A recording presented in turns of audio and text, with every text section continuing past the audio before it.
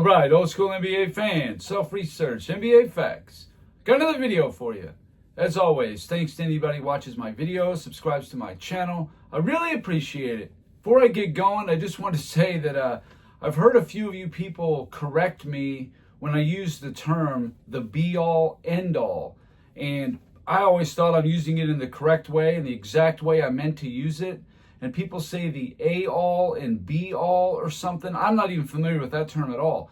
Maybe I'm a little bit older or something, but the be-all, end-all, the way I've always understood it, and the actual definition of be-all, end-all is the essential factor, the all-important element, the supreme aim. That's exactly the context that I was using that word. So I'm not really sure what you guys were talking about, of what you thought it meant, or what was supposed to be the substitute term. I don't know, but I've always used the be-all, end-all, because to me, it means just what I just said, and I use it in that exact context. So anyway, moving along. In this video here was actually a request that somebody had asked me a few weeks back, and I just now got around to doing it. I had other things I wanted to do first, but it was on my list, and I wanted to get to it. It's not LeBron James or Michael Jordan, so hopefully a change of pace will be nice. I know I don't always want to do Jordan or LeBron videos, but that just seems to be what everybody wants to see and talk about. So I got the top 75 point guards of all time. And what's funny about this one is I believe they got this one right. The only thing they got wrong was initially they had Kyrie Irving as a top 75 player. They replaced him with Damian Lillard. That was the only thing in my mind they got wrong. I would have definitely had Kyrie Irving over Damian Lillard. I think Damian Lillard is all stats and no heart, but that's just my opinion. Obviously, he's a really good shooter, very good offensive player, but when it comes to big moments and being any semblance of a two-sided player, he's just not it at all. So there are 16 top 75 point guards. And I'll give you the back half of what I think. This would be number 9 through 16. I'll just go in reverse order. Number 16, Damian Lillard. I think he shouldn't be a top 75 player. I would have replaced him with, there's 4 or 5 guys I would have easily put in front of him. Dan Issel, Alonzo Mourning, Artis Gilmore, Klay Thompson, Dwight Howard seems to be a really popular pick to put there. Gus Johnson. Any of those guys, I would have put top 75 over Damian Lillard. Now, he's not the only guy. There's other guys I would have seen to get taken out and some other guys put in, but it is what it is. This is the list we're dealing with. Damian Lillard has no championships, no MVPs, and that's okay. He has 4 50-win seasons and 4 playoff series wins. To me, that's extremely low. And even though he's only got 4 50-win seasons, he should just have more playoff series wins. He is a 7-time All-NBA player, one of them being first team. The highlight of his career was probably when the Trailblazers beat Denver in a Game 7 at Denver. I think it was in 2019. I'm pretty sure about that. And then Portland was in the Western Conference Finals, and they just got swept and waxed right out by Golden State. That's as far as Damian Lillard has ever gotten. The number 15 player would be Dave Bing. Now, Dave Bing was a really good player. He didn't have a long career, but it was long enough. He was an amazing offensive player, not that different than Damian Lillard. But Dave Bing never even had a shot, really, at doing anything. Never won a championship, no MVPs. He only had 1 50-win season, 1 series win in his whole career. He just didn't play with a lot of other stars. There were times where, yeah, a year here, a year there, pretty good player, whatever, but nothing ever to mount a true run at a championship. His career is 20.3 points per game and 6 assists. Those are really good numbers. And for me, a point guard, assist is your number 1 duty. And I know that's not always been the case, and you can make exceptions, but assists is where it's all about. Running the offense. You got to be the quarterback, the captain of the offense. And maybe even defense. Typically, the center would always anchor the de facto defensive captain, but the point guard could easily do that as well. Number 14, Lenny Wilkens. Lenny Wilkens, again, never won a championship, never won an MVP. He only had one 50-win season. That's it. But he won 5 playoff series. Upset the Lakers, I think at least once, maybe twice. He has 1 assist title. Lenny Wilkens was a nice player. I think he was a 9-time All-Star, very consistent. He was actually a player coach at one point. And then, of course, he went on to have a really good coach career. Number 13, Tiny Archibald. He does have 1 championship. He doesn't have any MVPs. He had 4 50-win seasons with 6 series wins. He has 1 assist and 1 scoring title. When Tiny Archibald was younger, he came out of the gate with one of the best first 2 years of a player's career ever. I mean, it was unbelievable. He averaged like 34.6 points per game in year 2. The scoring title, the assist title. The guy looked like he was going to be a top 10 all-time player, and then he got hurt, and he never really was the same player. When he got to Boston and played with Larry Bird, it kind of rejuvenated his career a bit, but never the Tiny Archibald of the early 70s. That was gone forever. But he did play a vital role in that 1981 Boston championship. Number 12, I got Russell Westbrook. No championships. He does have an MVP. 7 50-win seasons. That's a good amount. 12 series wins. That ratio is about right, I guess you could say. He's got 3 assist titles and 2 scoring titles. That's really nice. Individual accolades, Russell Westbrook did amazing. People accuse him of stat padding and whatnot. I just think Westbrook had chances. 2012 comes to mind. 2016, up 3-1. That's hard to shake off in my mind. But a lot of this stuff is debatable. Absolutely. If somebody wants Russell Westbrook more like top 10, fine. It's all subjective, all opinion based. The first half of these guys is definitely I just did the best I could, but I could easily see changing it if somebody can make a compelling case, no doubt. Number 11, Gary Payton. Now, Gary Payton has 1 championship. He was not the best player. He was the point guard, though. He was older on Miami. Never won an MVP. He has 8 50-win seasons in his career, which is really nice. 15 series wins. He led 3 different teams to the finals as the starting point guard, won 1 championship. He won a Defensive Player of the Year and 9-time first team all defense. He's got some really good offensive numbers to go along with that. Gary Payton was an excellent 2-way player.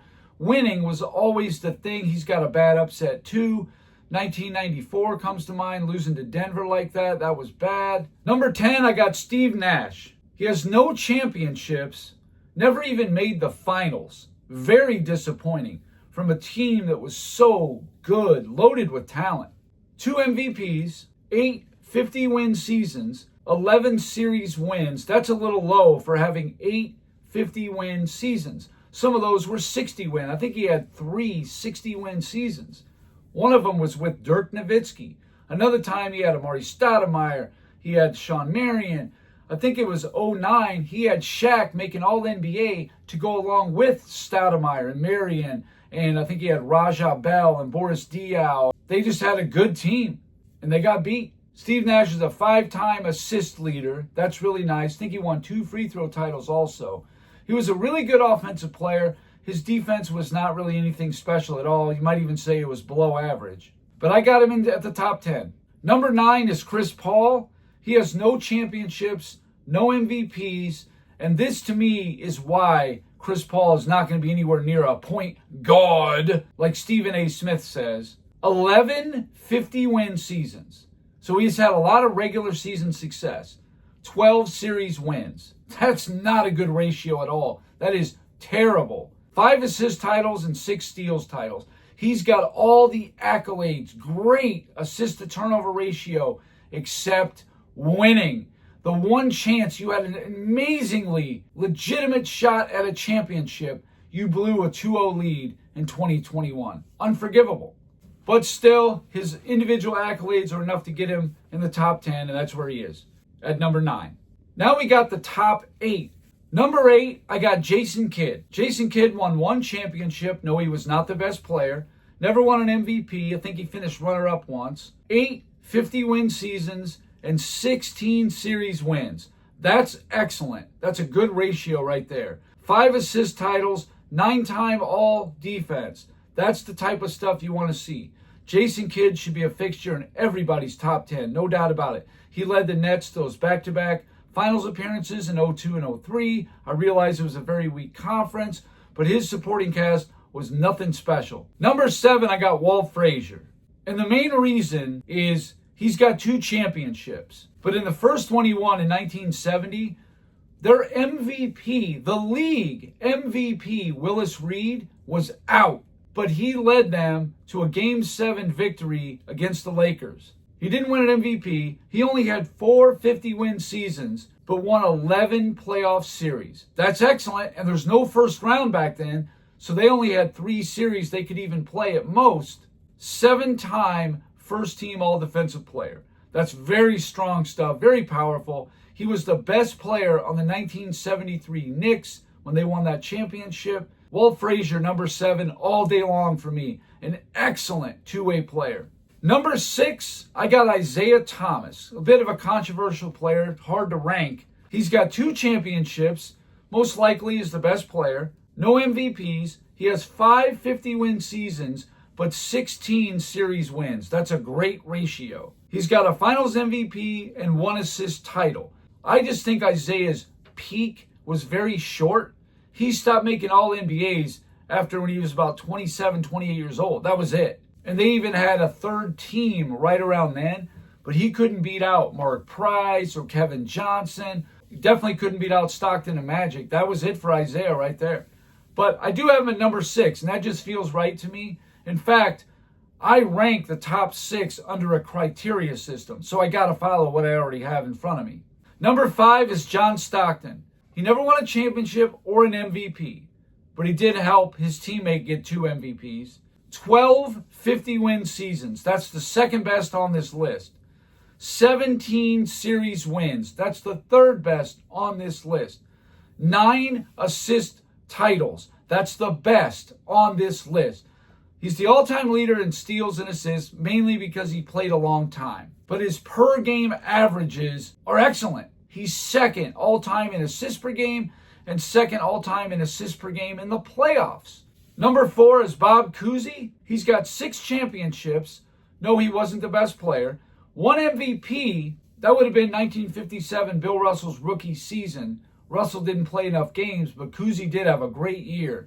8 50-win seasons and 15 series wins, which is great considering they only played 2 rounds in the playoffs in Cousy's entire career. He's got 8 assist titles. That's phenomenal. That's almost John Stockton territory right there. Bob Cousy is firmly in my top 30. Number 3 is Oscar Robertson. 1 championship, 1 MVP. He had 5 50-win seasons, 8 series wins, which is just okay. But he does have 7 assist titles, which is a lot. I think that's the 3rd or 4th most on this list. That's awesome. He's got the triple-double. He's got the scoring title. I mean, Oscar is just amazing. I mean, he's, I think, 16 on my list all time. A great, great player. Number 2, Steph Curry. He recently passed up Oscar Robertson on my ranking. Last year, I think it was. He's got 4 championships and 2 MVPs. I know that Kevin Durant was there for 2 of them. I get that. 7 50-win seasons, and he won 24 playoff series. Now, there's a lot more playoff series in the modern NBA, but he's the all-time leader in 3 points made, and he's the all-time leader in free throw percentage. Those are very powerful things. He's got a steals title. He's not a great two-way player, but he was at least decent at times. And I think that that is a no-brainer to have Curry number 2. He probably deserves that. Now, here's where things get really interesting. I didn't put him on here, but Jerry West overwhelmingly played the majority of his career at point guard, yet he is always called a shooting guard. Always found that bizarre. But if I were to add Jerry West on this list, he would absolutely be number 2. No question, no doubt about it. The number 1 top 75 point guard is none other than Magic Johnson. I got him number 3 all time. 5 championships, 3 MVPs. He's got 3 finals MVPs, 13 50-win seasons.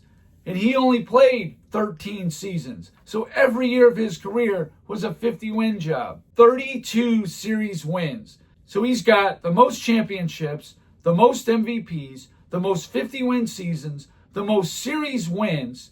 He's the all-time assists per game leader. He's got a couple steals titles. He's got a free throw title. Magic Johnson is one of the greatest players of making his teammates better. There's just no doubt about it. He's the quintessential point guard. The best one, hands down. He would be on Mount Rushmore, the all-time team point guard. No doubt about it. It's a no-brainer. There is no counter-argument to it, regardless what any fool wants to come in and try to say. He beat Larry Bird 2 out of 3 times in Bird's prime. End of story. But let me know in the comments, what do you think I got wrong? Who would you put where? Is Jerry West a point guard? I think he probably is, even though he played like a shooting guard. Well, so did Steph Curry, and even Russell Westbrook did at times. But let me know. That's all I got for this video. Thank you guys for watching. If you liked it, please hit the like button. If you wouldn't mind sharing it, that would be great. If you haven't subscribed already, please do. I give daily content. And that's it. Until next time.